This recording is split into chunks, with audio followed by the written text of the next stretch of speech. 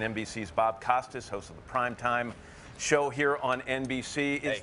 There have been so many incredibly great stories over the last couple of weeks, but this story is dominating the headlines over the last 3 days, Bob.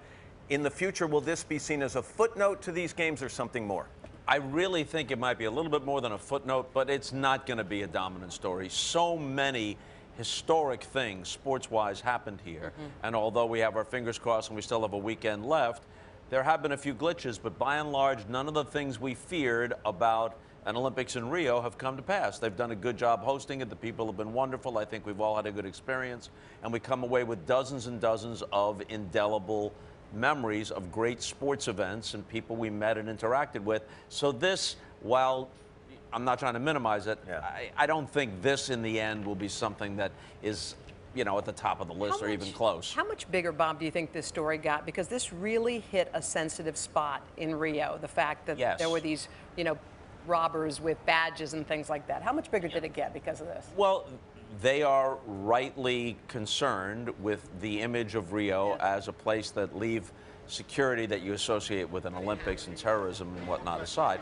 They have a legitimate issue with street crime. No one denies that. So if this had been true, they'd want the world to believe that they would have aggressively pursued whoever was responsible. If it turns out essentially not to be true, then they don't want this to besmirch their reputation when they've done a generally good job of hosting an Olympics. Real quickly, what's the future for these swimmers? In particular, Ryan Lochte, who is by far the most well-known of the group. In terms of endorsements, in terms of his future in the sport, what's the impact?